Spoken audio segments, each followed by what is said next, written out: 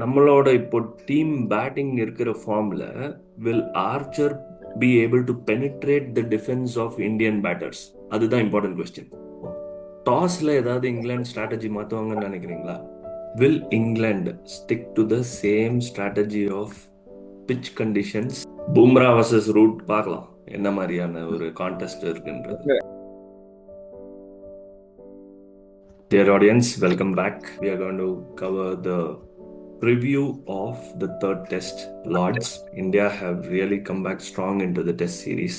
Edgbaston, unconquered, plays for last 58 years in Nanigirambala. The scenario has completely changed. India had made a statement. எதிர்பார்க்காத ஒரு இடத்துலேருந்து ஆகாஷ்தீப் முளைச்சி மேட்ச்ல செம பர்ஃபார்மன்ஸ் பண்ணி இந்தியன் டீமுக்கு வின் எடுத்து கொடுத்துருக்காரு. இங்கிலாந்து பயங்கர குழப்பத்தில் இருப்பாங்கன்னு நினைக்கிறேன். நான் உங்ககிட்ட கேட்க விரும்புறது என்னன்னா, will England stick to the same strategy of pitch conditions? No, they will continue to stick with it. இது வந்து நேத்து இன்னைக்கு பண்ண ஃபார்முலா கிடையாது. They are doing this for quite some time. They won more matches than losing matches, number of matches பாத்தீங்கன்னா. So they will continue to do baseball. But Lord's pitch வந்து என்ன பண்ணிருப்பாங்கன்னு தெரியாது. ஏன்னா இப்ப மாத்த முடியாது. Dhoni when he conquered Lords and Virat Kohli when he conquered Lords, fourth innings England தான் chase பண்ணாங்க. Indians bowled them out. Leeds மாதிரியோ எட்ஜ்பாஸ்டன் மாதிரியோ கண்டிப்பா லார்ட்ஸ்ல நடக்கவே நடக்காதுன்றது தான் ட்ரெண்ட் பிரகாரம் போயிருக்கு. டாஸ்ல ஏதாவது இங்கிலாந்து ஸ்ட்ராட்டஜி மாத்துவாங்கன்னு நினைக்கிறீங்களா? They may பண்ண சான்ஸ் இருக்கு. Because it's a 5 test series. அதனால ஆல்ரெடி 5 டெஸ்ட்ல ஒரு 2 இன்னிங்ஸ் 4 இன்னிங்ஸ் முடிஞ்சது. ஸோ இது ஒன் டே மேட்ச் மாதிரி தான். வின் டாஸ் பேட் ஃபர்ஸ்ட் இல்ல சேஸ் ஃபர்ஸ்ட்னது இதுல வந்து ஸோ எல்லாவற்றையும் சேஸ் பண்ணிட்டோம். அதனால we'll see how India is chasing சொல்லிட்டு மாத்துவாங்க. என்ன கேட்டீங்கன்னா, Indians would definitely prefer to bat first. கரெக்டா லார்ட்ஸ் டெஸ்டும் போது நம்மளோட bowling combination has picked a big team combinationக்கு வருவோம். With respect to India, what would be the possible changes according to you? ஒரே ஒரு change தான் பண்ணணும். பிரசித்துக்கு பதிலாக பும்ரா வராரு. ஸோ பும்ரா வந்தாருன்னா பிரசித் கிருஷ்ணா போயிடுவார். ஆனா 3 சேஞ்ச் பண்ணலாம். 3 சேஞ்ச் பண்றதுக்கான ஒரு ப்ரொவிஷன் நிதிஷ் ரெட்டி கொடுத்துட்டாரு. ஏன்னா போன மேட்ச் அவர் எதுவும் பண்ணல. Very true. அவர் கண்டிப்பா யூஸும் பண்ணல. அவர் அந்த பொசிஷனுக்கு தேவையும் இல்லை. கரெக்ட். அதனால நிதிஷ் ரெட்டி ஸ்பாட்டை வந்து அதுல கைய வச்சாங்கன்னா இல்ல அவருக்கு ஒரு மேட்ச் சான்ஸ் கொடுத்தாங்கன்னா பட் அட் பி அன்ஃபேர். ஏன்னா சாய் சுதர்ஷன் நீங்க ஒரு மேட்ச் கொடுத்துக்கிட்டீங்க, இவருக்கு ஒரு மேட்ச் கொடுத்து தூக்கிடணும். as per அவங்களோட பாலிசி இப்படி பாத்தீங்கன்னா இவருக்கு ஒரு மேட்ச் சான்ஸ் கொடுத்தா that was unfair. Sai Sudharsan கொடுத்தது unfair. So either they remove Reddy and go back to the first test match batting combination. அது பண்ண முடியாது. ஏன்னா கருண் நாயர் நம்பர் 3ல வந்து overall is much better than number 5ன்னு காமிச்சிட்டாரு. ஆமா. ஸோ கருண் டச் பண்ண முடியாது. ஸோ நிதிஷ் ரெட்டி எடுத்தீங்கன்னா அதுக்கு ரீப்ளேஸ்மெண்ட் வேற யாரும் இல்லை அந்த இடத்துல. பண்ணணும்னா இதுதான் திருப்பி ஷர்துல் தாக்கூரோ கொண்டு வரணும், இல்ல ஜூரல் தான் கொண்டு வரணும். So I don't think after winning the match I don't think they will do all those things. Exactly. One more Nitish ரெட்டிக்கு தரலாம். இல்லாட்டி they will be tempted to play Kuldeep Yadav in place of Washington Sundar. Batting கொஞ்சம் குறையும். பட் பேட்டிங் இப்போ எல்லாரும் இருக்க ஃபார்ம்ல வந்து நம்பர் 8 தேவையான ஒரு கொஸ்டின் வரும். ஏன்னா 2 மேட்ச் ஆடிட்டோம், அவங்க போலிங் பார்த்துட்டோம். ஸோ அதனால வந்து நம்ம பேட்டிங் வந்து 8 வரைக்கும் விளையாடணுன்ற அவசியம் இல்லை அகைன்ஸ்ட் திஸ் போலிங் அட்டாக்னு if they come to a conclusion, then Washington சுந்தருக்கு பதிலாக Kuldeep on any day will be a much better choice. Our Washington Sundar 40 ரன்ஸோட குல்தீப் கொடுக்குற 3 wickets will be much bigger in the context of the game. It's better to stick with only one change. Don't again tinker the batting order. Just only do one change. With Prasidh, Bumrah is coming back, so Prasidh Krishna will go out. Super. நீங்க உங்களோட பெர்ஸ்பெக்டிவ்ல எல்லா ஆப்ஷன்ஸுமே cover பண்ணிட்டீங்க. நான் இதுல வந்து நீங்க யோசிக்காத ஒரு பாயிண்ட் கண்டிப்பா I want to definitely breaking partnerships அப்படின்னு பாத்தீங்கன்னா, ஃபர்ஸ்ட் டெஸ்ட்ல ஷர்துல் தாக்கூர் அவரோட ஜாப் கரெக்டா பண்ணார். In terms of Nitish Reddy's contribution batting, Shardul Thakur என்ன பண்ணாரோ அதே தான் பண்ணார். At least bowling wise Shardul Thakur is a better bet. லார்ட்ஸ்ல இதுக்கு முன்னாடி எக்ஸ்பீரியன்ஸ்ல அடிக்கும் அடிச்சிருக்காரு பேட்டிங்ல.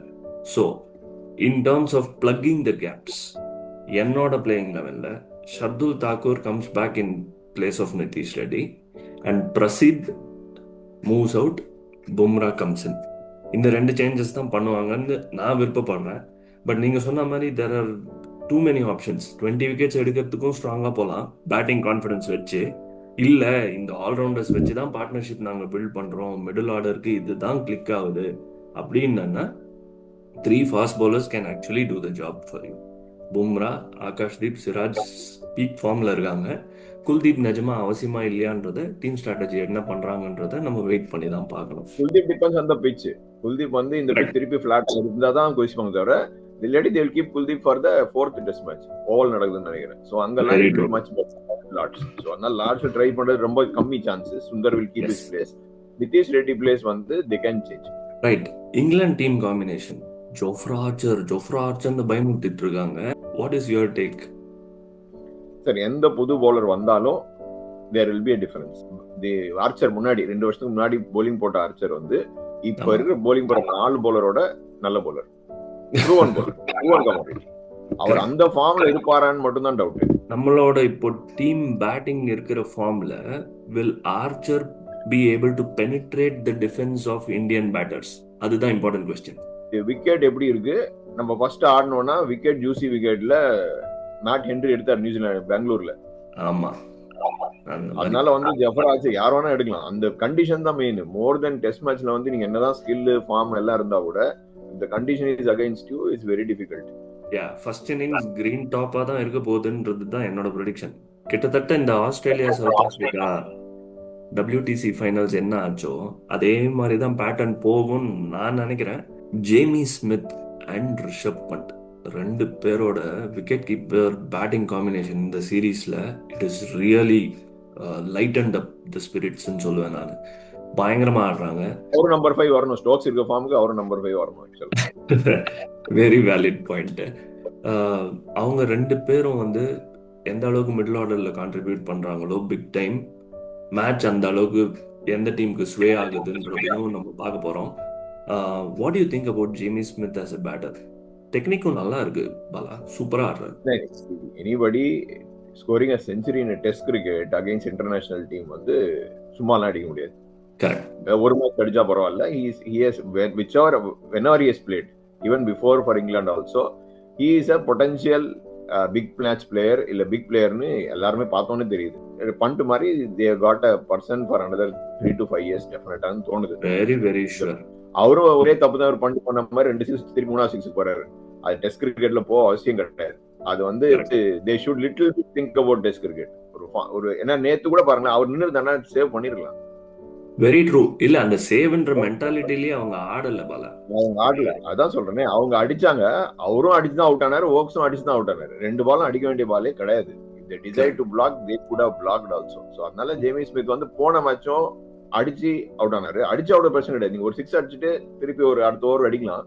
ஒரே ஓவர்ல சரி கடைசி முடிச்சிடலாம்னு சொல்லிட்டு அடிக்கிறாரு அவரு. அந்த மாதிரி அடிக்கும் போது கொஞ்சம் எங்கேயாவது அவுட் ஆகும். அண்ட் லாஸ்ட் என்னன்னா ஒரு சைட் ஸ்லோப்பு. அதனால வந்து it plays on the mind of the batsman. அந்த ஸ்லோப்ல வந்து அவ்வளவு ஃப்ரீயா ஆட முடியுமான்னு தெரியல. Depends on conditions. பட் நம்ம ஒண்ணு மறந்துட்டோம். கில்லு வந்து 400 ரன்ஸ் அடிச்சிருக்காரு ஒரே மேட்ச்ல. 2 மேட்ச் எடுத்து 500 எங்கேயோ போயிட்டாரு. அங்க இவரோட கேலிபர் ரூட்னு ஒருத்தர் இருக்காரு. அவர் 2 மேட்சா ஃபெயிலியர். ஒரு மேட்ச் ஃபர்ஸ்ட் மேட்ச் எடுத்தாரு. மேட்சுமே ஆடல. அது இவ்வளோ இந்த மாதிரி ஒரு விக்கெட்ல எல்லாம் அவர் வந்து செஞ்சுரி மிஸ் பண்ணிட்டாருன்னா he will be feeling very bad. So அவரு வந்து ஃபார் தேம் எல்லா 2 மேட்சுமே அவங்க பேட்டிங் கொலாப்ஸ் ஆச்சு. In spite of that Stokes first match ஆனாரு. பட் இவர் ஸ்மித் எல்லாம் சேர்ந்து எடுத்துன்னு வந்துட்டாங்க. ஸோ டாப் ஆர்டர்ல பெரிய ஸ்கோர் அடிக்கல போன டெஸ்ட் மேட்ச்ல. ஸோ அதனால ரூட் வில் என்ன பொறுத்த வரைக்கும் Root will make a big difference in this third test match if India has to come back. Bumrah versus Root பார்க்கலாம் என்ன மாதிரியான ஒரு கான்டெஸ்ட் இருக்குன்றது. நீங்க என்ன நினைக்கிறீங்க? இது வந்து மேட்ச் வந்து நம்ம இந்த டைடு வந்து நம்ம பக்கம் திரும்பிடுச்சா இல்ல இட் இஸ் லைக் இந்த ஸ்விங் ஆகி தேர்ட் மேட்ச் அவங்க வின் பண்ணி ஃபோர்த் மேட்ச் இப்படி போகணும்னு நினைக்கிறீங்களா? டெஸ்ட் மேட்ச் நம்ம எல்லாரும் பேச ஆரம்பிச்சோம். கம்ப்ளீட்லி we started dominating அப்படி இப்படின்னு பேச ஆரம்பிச்சிட்டோம் ஒரு மேட்ச்லயே. இங்கிலாந்து கண்டிஷன்ஸ் பொறுத்த வரைக்கும் அந்த மாதிரியான ஒரு மைண்ட் செட்டுக்கு போறது வந்து வெரி வெரி டேஞ்சரஸ். ஏன்னா அவங்க they know they are done too well. Okay, Lord's வந்து 2 வாட்டி வின் பண்ணியிருக்காங்கன்ற ஒரு கான்ஃபிடன்ஸ் தான் டீம் இந்தியா எடுத்துன்னு போக முடியுமோ தவிர இங்கிலாண்டை வந்து அவ்வளோ சொல்லுவாக டவுன் பிளே எல்லாம் பண்ணிடவே முடியாது. This series can be won by England 3-1 ஆல்சோ. Let me be very very candid about it.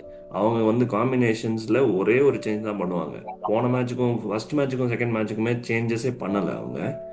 ஒரே ஒரு பவுலர் ஜோஃப்ரா ஆர்ச்சர் எடுத்துன்னு வருவாங்க. They will play with such intensity. நம்ம மேட்ச் வந்து நம்ம டாமினேட் பண்ற மாதிரியான ஒரு சினாரியோலேருந்து 5வது நாள் வந்து சேஸ் பண்ணி மேட்சை கையிலேருந்து எடுத்துன்னு போயிட்டாங்க. Any thing can happen.